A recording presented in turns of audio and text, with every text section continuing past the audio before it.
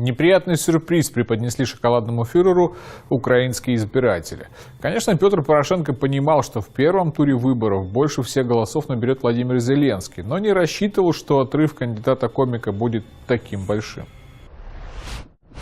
Президентские выборы предстали перед пока еще действующим европейским гетьманом как набор весьма нетривиальных задач. Первая из них сводилась к тому, что надо не просто нарисовать при помощи заботливо сохраненных в избирательных списках мертвецов победу над Юлией Тимошенко, но при этом еще и не слишком отстать от Зеленского, потому что без второго из этих условий нарисовать себе победу над кандидатом-шоуменом в финальном туре никак не выйдет.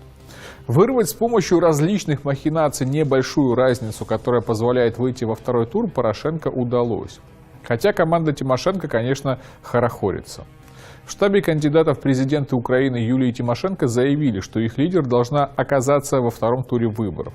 В частности, представители штаба подсчитали 63,51% голосов избирателей и пришли к выводу, что Зеленский набирает 28,1%, Тимошенко 16,1%, а Порошенко 15,2%. Вместе с тем там считают, что Порошенко будет фальсифицировать подсчет голосов. В реальности же повлиять на результаты у Тимошенко вряд ли получится, так что придется смириться с поражением. Однако это вовсе не означает, что она выбыла из игры. Очевидным ходом будет пойти на сделку с Зеленским, призвав своих сторонников голосовать за шоумена во втором туре. И после победы получить таким макаром, например, должность премьер-министра. Противопоставить этому ходу Порошенко не может ничего. Зеленский и так лидирует с двукратным превосходством, а получив еще и голоса тех, кто был за Тимошенко, он легко выиграет у шоколадного фюрера. Отрыв такой величины нельзя компенсировать никакими мертвыми душами и переписками. Порошенко это прекрасно понимает, так что не удивлюсь, если он прямо сегодня уйдет в недельный запой. Анатолий Шарий предположил, что шоколадный фюрер будет стараться снизить явку избирателей во втором туре, поскольку высокая явка играет против Порошенко, сужая пространство для приписок. Я же полагаю, что загнанный в угол гетьман Свидомитов вполне может задуматься о том, как вообще отменить второй тур выборов. Для этого ему нужно или снова ввести военное положение, или устроить какую-то провокацию, которая бы дала возможность исключить Зеленского из гонки. Если с первым вариантом шансы около нулевые, потому что протащить через Верховную Раду решение о военном положении не выйдет, то вариант второй реален. Допустим, СБУ возбудит против Зеленского уголовное дело, сфабриковав доказательства о контактах шоумена с Кремлем, например. Схема опробована в США.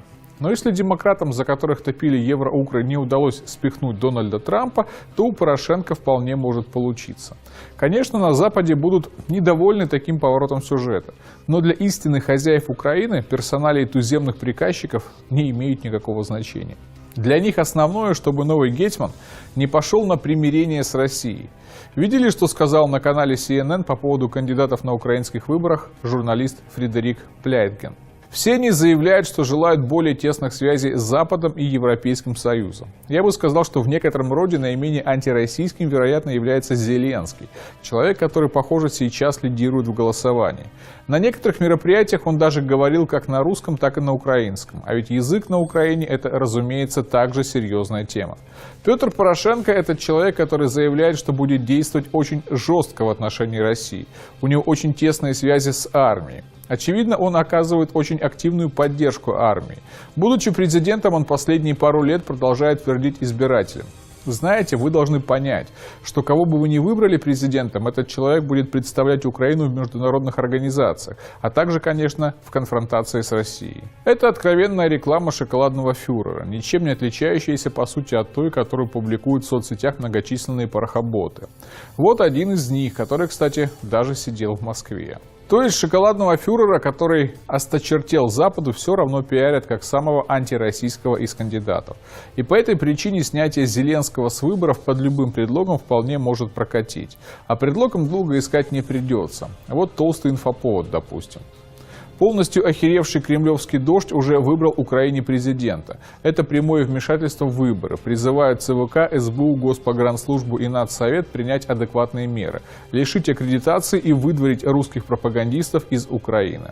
Все понимают, что дождь никакой не кремлевский, но сделать вид, что это Москва уже назначила Зеленского гетьманом ЦА Европы, труда не составит.